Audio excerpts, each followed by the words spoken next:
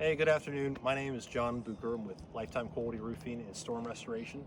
We're out here at the property for Chris Smith pertaining to the storm damage claim number 3573X780M. Today is April 4th, 2025. It's approximately 1:30 in the afternoon. Temperature is 56 degrees. And we're out here to do a repair with the RLS listed shingle that State Farm picked up. That shingle is the Owens Corning Supreme and Onyx Black. We're going to remove a couple additional shingles that were damaged here in the tarp area and then do a repair in this location. Just wanted to document the process to see how things are coming along. So I'm going to start removing these two shingles here because, again, they have nail holes in them from the tarp that we used to mitigate the area where we pulled the shingle samples from. So we're going to get that started here real quick.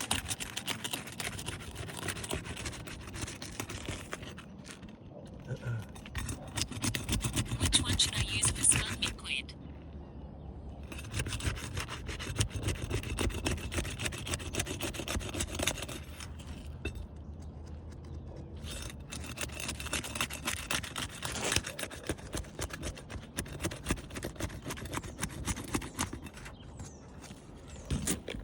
Okay, so just a few things that I'm noticing here. As I'm separating the shingles, you'll notice on this side I actually have matting transfer here. If you come in real close here, you can actually see the matting.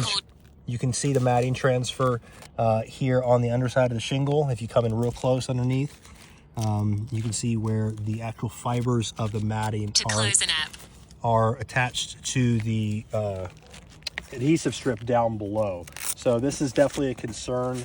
I'm going to take this watch off because it's wanting to talk to us a little too much here for my comfort.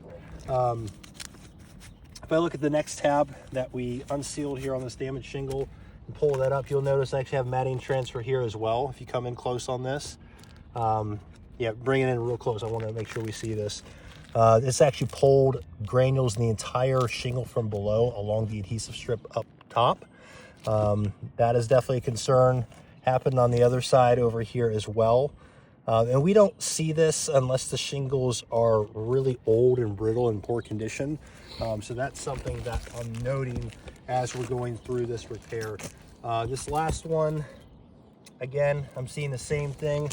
Some matting transfer along the end here. Again, it's compromising the structural integrity of the shingles. So we'll get some photo documentation of that as well, but I just wanted to note that as we're unsealing these shingles.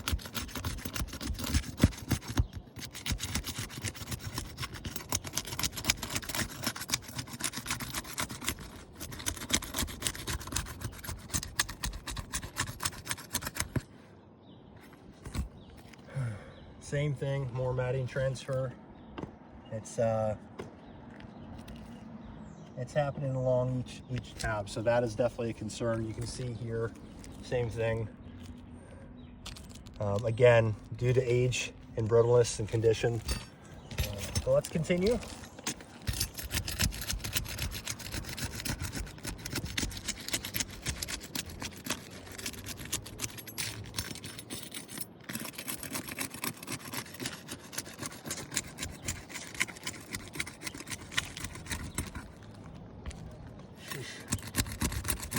Normally I'm used to getting a clean separation. This is not allowing me to get a clean separation on these shingles, unfortunately.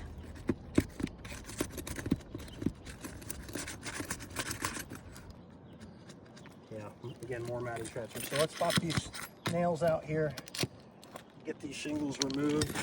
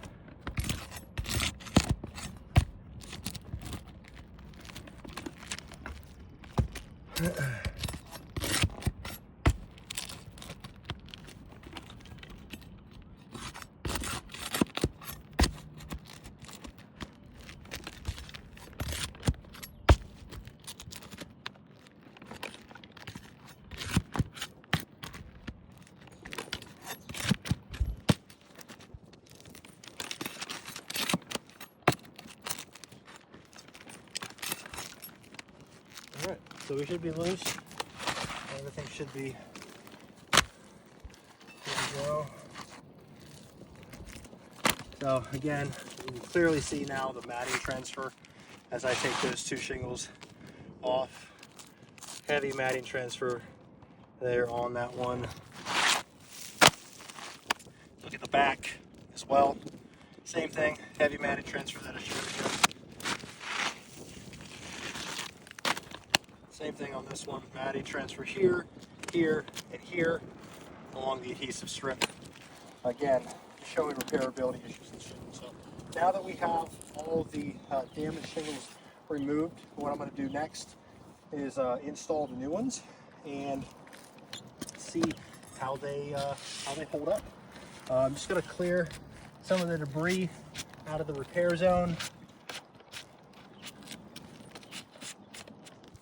Again, if you want to come in close here, Tom, you can still see even the shingles below, the adhesive strip is completely compromised on them. Again, additional matting transfer, pretty consistent across this roof so far. Jay, if you want to hand me 4 of those shingles, bring those down, start getting those installed.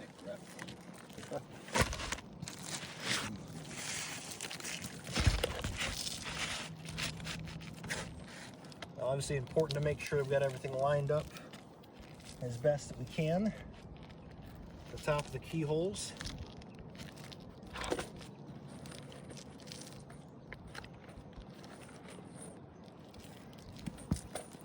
The first nail goes in just below the adhesive strip.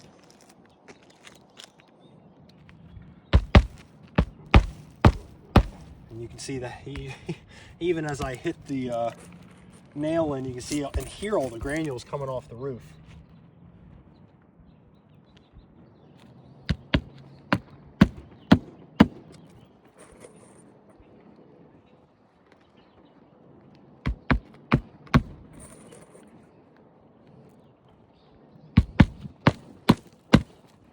All right, first one installed. Let's keep going.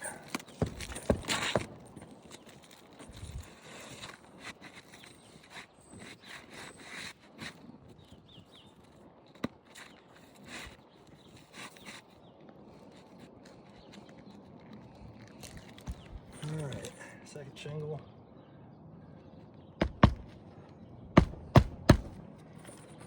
Obviously, the thing that stands out most is the gross color discrepancy of the RLS listed shingles in the current roofing system.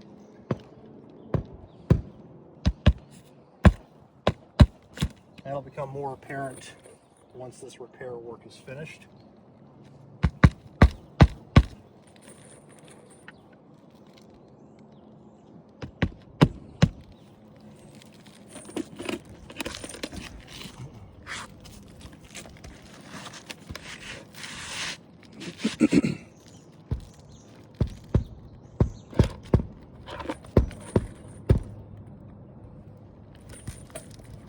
So one thing to keep in mind here, as I'm running these nails in, I have to lift these shingles up. Tom, if you want to come over here so I can actually demonstrate. If you want to come down low so you can see from this angle down here. I have to drive these nails down in at a 90-degree angle into the roof deck. Otherwise, if I drive them in at an angle, the nail head won't sit flush and it'll actually cause potential issues with water intrusion. So it's very important that these nails are going at the right angle. In order for me to do that, I have to lift this shingle up far enough to be able to hit that nail in at that angle. So you notice that's what I'm doing right here. So even that, if you come in close, watch this. See all those granules? Heavy granule loss there. So again, that's just an issue because of age and condition of the roof. Just one thing that I'm noting as we're doing this repair.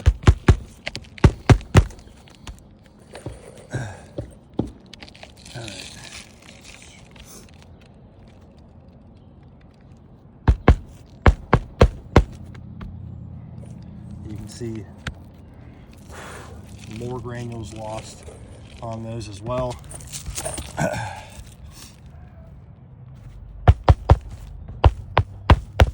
And here's the other thing too.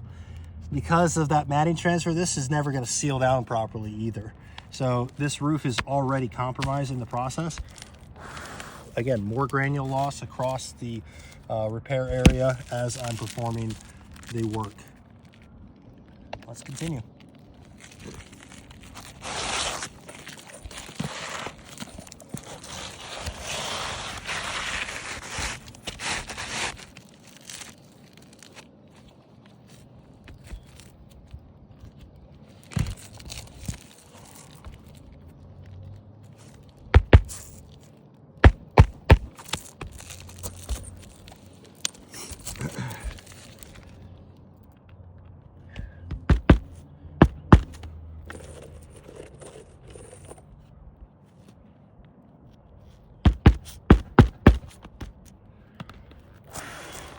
Again, more granules coming off.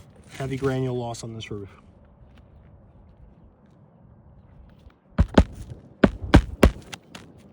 More granule loss.